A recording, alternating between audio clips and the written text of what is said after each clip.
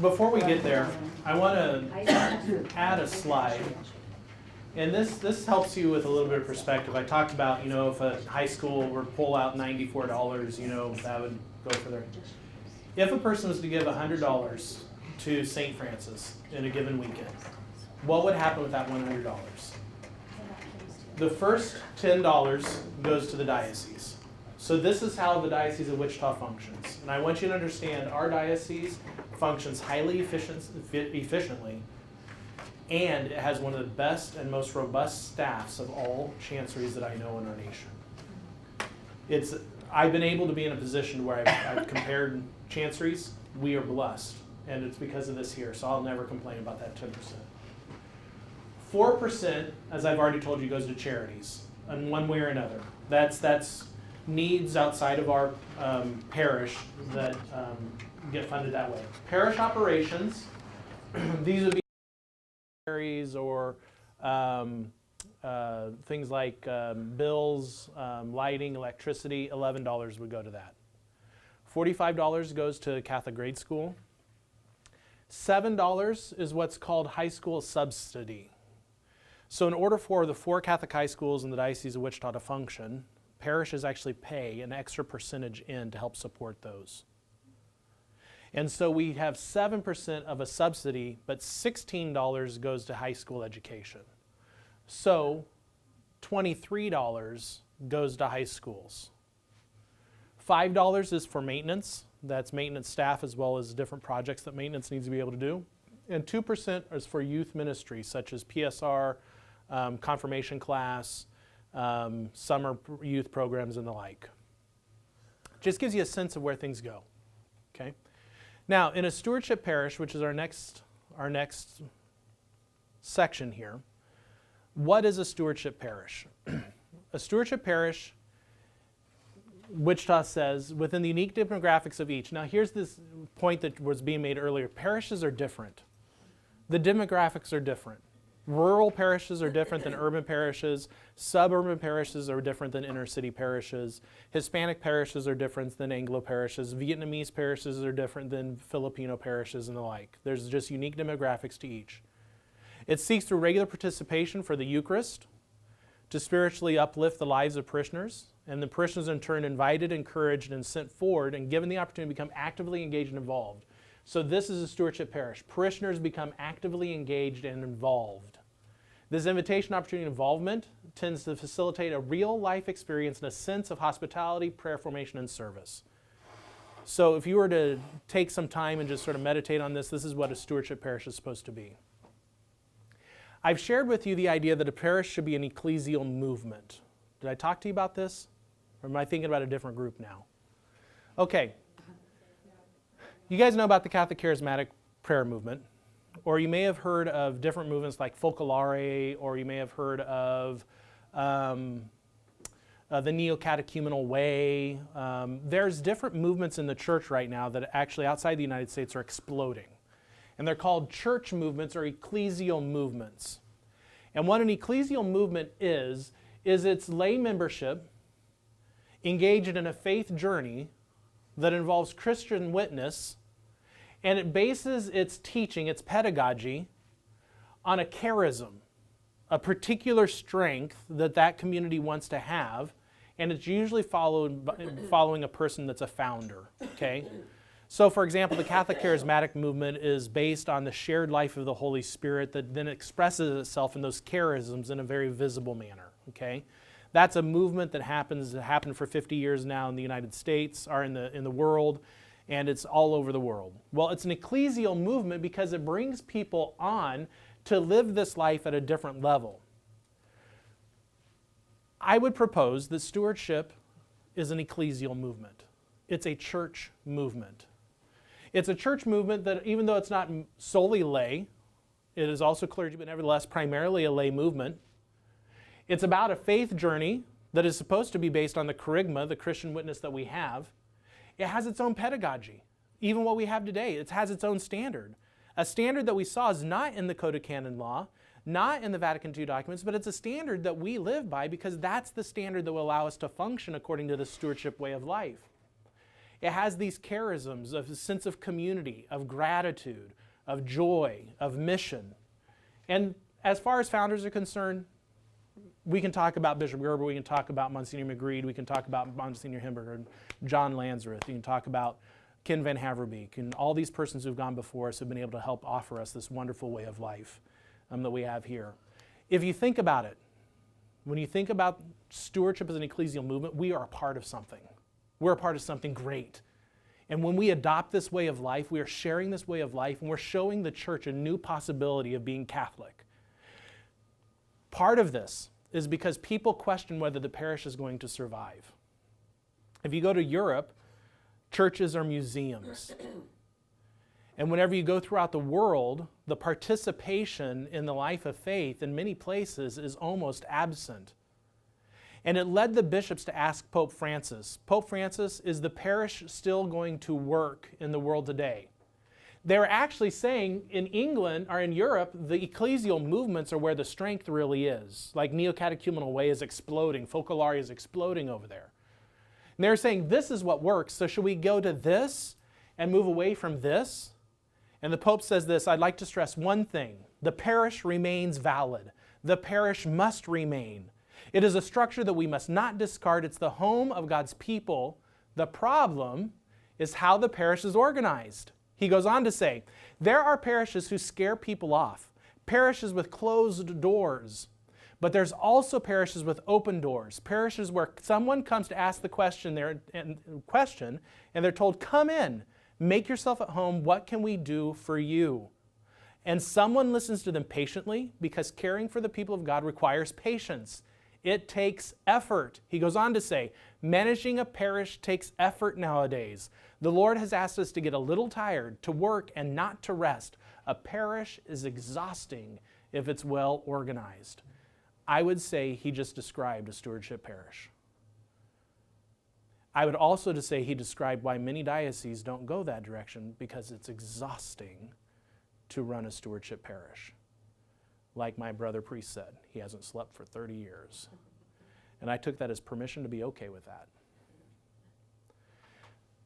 He goes on to say, the renewal of a parish has to be a constant concern. It has to remain, I love this. This is one of my favorite things. I actually want this quote almost put on the wall. The parish has to remain a place of creativity, a reference point, a mother, where inventiveness finds expression. I think about the creative juices that he's calling for inside the parish. If we really let laity have freedom and room to act, what their genius can do inside a parish, make it explode with life, right?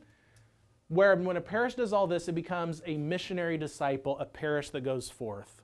Notice, we need to be people of mission, a parish of mission. And so when we think of a stewardship parish, there's basically 8 characteristics that the diocese outlines. This is where parishioners have unity, opportunity to grow in union. So notice the community comes first by the Eucharist.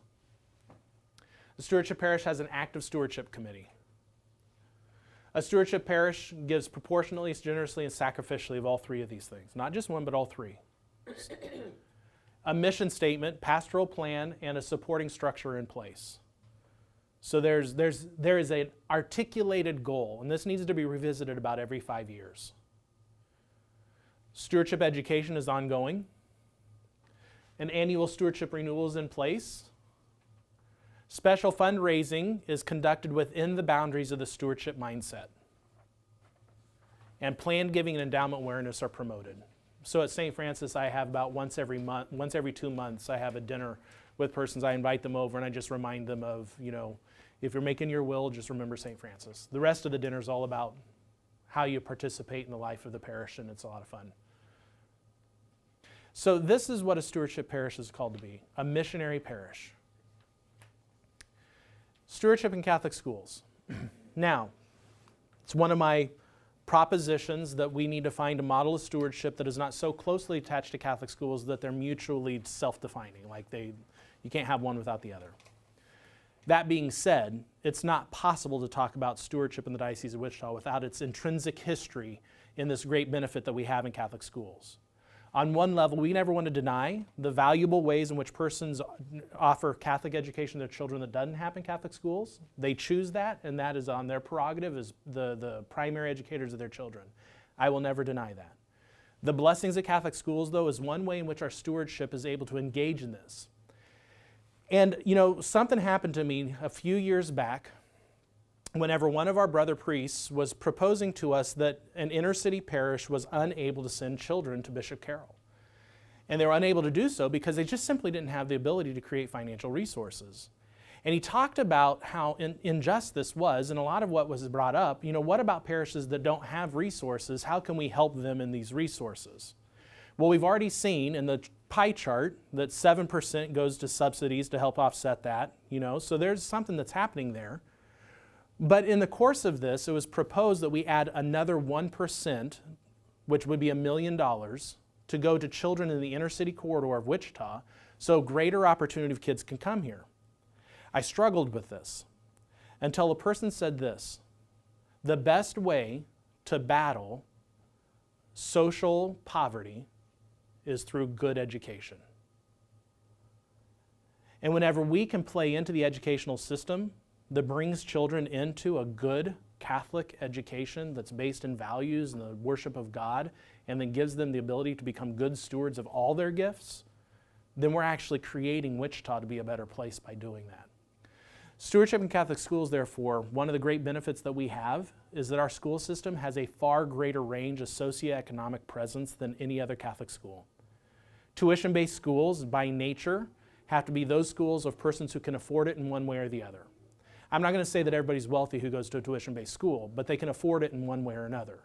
That then excludes those in many other areas. At the same time, stewardship schools only work whenever people are lifelong stewards and are able to help offset that throughout their entire life. This is why I say we're not no tuition schools. Our schools are run by blood, sweat, and tears. Every Catholic teacher knows that they don't have the resources that other schools will have, and that there's true sacrifices that happen within a Catholic school that allow us to be able to do this. Our Catholic schools operate at half the cost of public schools. And it's a beautiful thing that we're able to be so able to do this. Blood, sweat, and tears. 65 to 75% of a parish's operating budget go to Catholic schools. So in that pie chart, you saw how a portion of that just went straight to schools. But the real cost of Catholic education is the engaged and active stewardship. This is the cost. It's a relationship that brings us into a community. And when we're experiencing this, this is how that works. We talked about St. Joe, it's 145 families, but 165 students. That only works because those families are putting into that school, and they've dropped their costs as far as they can go through active stewardship. And it's coming at a hard price for many of those persons. Parents entrust their children to, so the Code of Canon Law does encourage Catholic schools over other forms of Catholic education. So it says parents are to entrust their children to those schools which provide Catholic education. If they're unable to do this, they're obliged to take care that suitable Catholic education is provided for their children outside Catholic schools. So if you're unable to provide them with the Catholic education schools, or for whatever reason you've made the prudential choice to move them to another place, then PSR, RCIA, adult education, young adult ministry, these sorts of things are able to help foster that Catholic education. For example, I have a very good friend of mine who was raised in a superior Catholic house, who intentionally had him go to a public school so that he would learn how to defend his faith in a public framework. That was the point. They wanted him in the gauntlet. So that was a choice that they made. Not a Catholic school with a parish attached. We need to remember this. It's not like I go to St. Francis of Assisi school and, oh yeah, there's a church over there. If that happens to people, then there's a problem. I've had a student come up to me and say, "Who are you?" in my school. There's a challenge with that.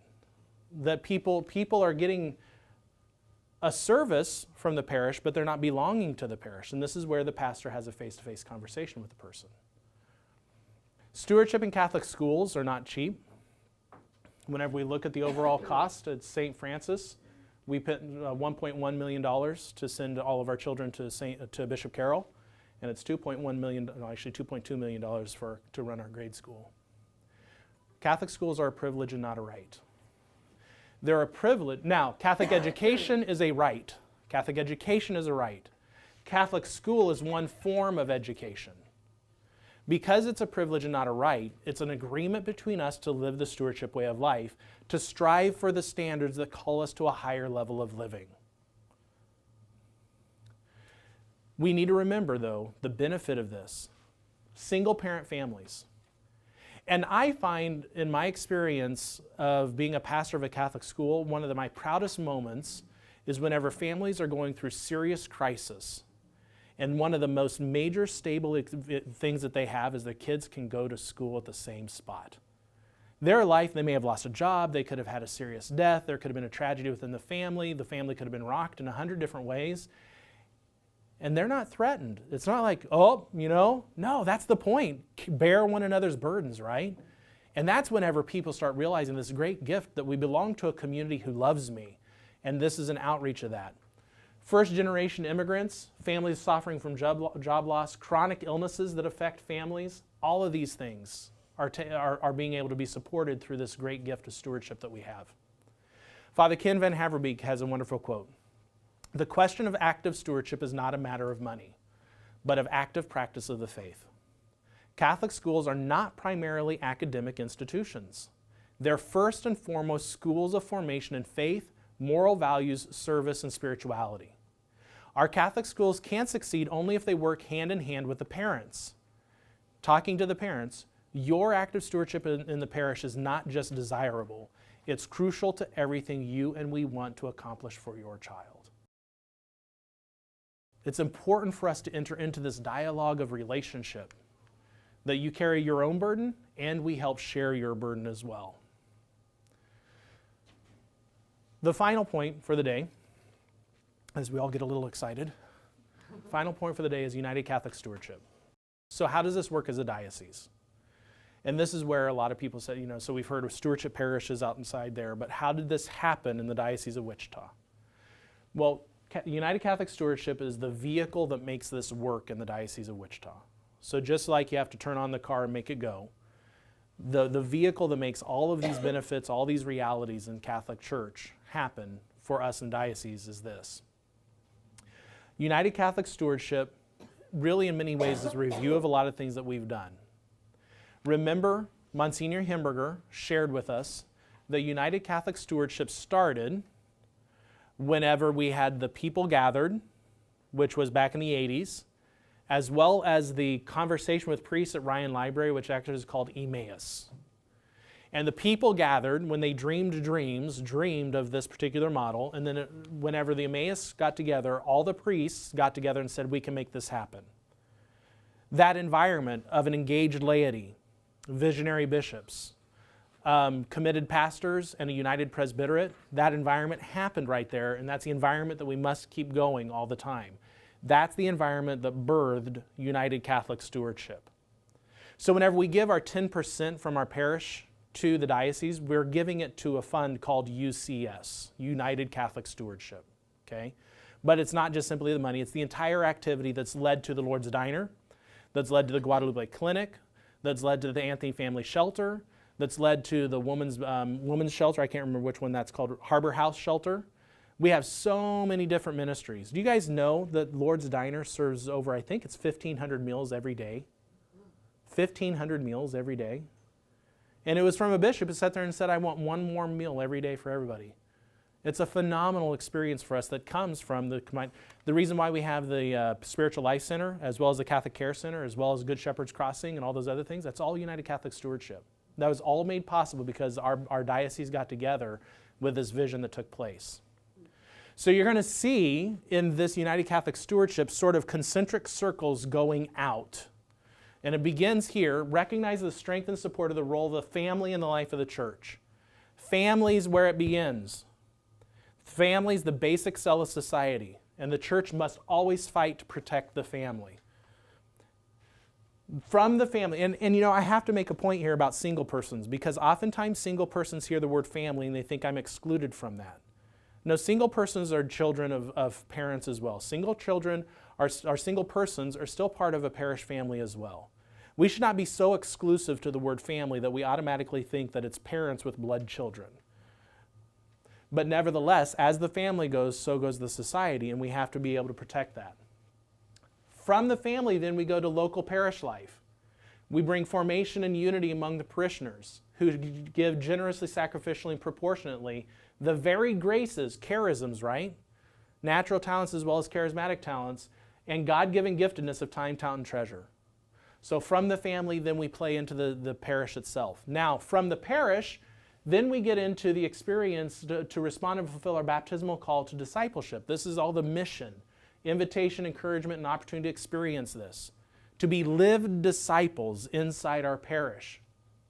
We provide for the needs of the parish by establishing mission statements and goals and all that practical stuff that we heard about. Having a vision, having a strategic plan, having articulated goals that the parish is working for.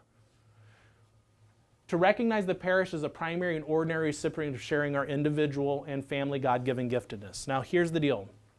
In the Diocese of Wichita, we do not put the unified diocese before the parishes. It's called the principle of subsidiarity. The parishes are, we've heard the word sui juris, of their own. And just like a family is the basic cell of society, the parish is the basic cell of a diocese. The diocese doesn't supersede the parish, but the parish functions into the overall life of the diocese through collaborative effort. And then that's where we come to us then, which the parish would support its mission and proportionally sharing and providing ordinary and special needs of the diocese and wider universal church. So from the parish as the primary spot, we then radiate out into the diocese and into the universal church. Family, parish, diocese, universal church. What are some blessings that this has earned us in the Diocese of Wichita? We already talked about no cathedraticums. We talked about no second collections. We have a robust chancery that operates on 10% income from the diocese. We have the direct subsidy that is able to then help with the Catholic education. We have a Catherine Drexel Fund, which helps with parishes that have low income. Open Doors Initiative is that 1% that I talked about that allows children from the inner corridor to be able to go to Catholic high school education. We have a vibrant laity, a united presbyterate, Eucharist adoration, and increased Mass attendance. All of this being some of these fruits that we have. With that being said, in the end, we have 8 beliefs that summarize everything that's come before us. And these 8 beliefs, first of all, everything we have received is a gift from God. That's the rock solid beginning. Everything we have is a gift, therefore we develop and share those gifts out of love of God and neighbor. You're seeing 3 words used over and over again: sacrificially, generously, and proportionately.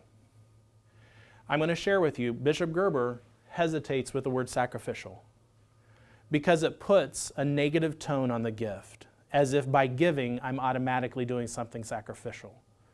Whenever a word that could supplant that is joyful. When we realize fundamentally we were made to be given away, being a gift for other people is not a sacrifice, it's a joy.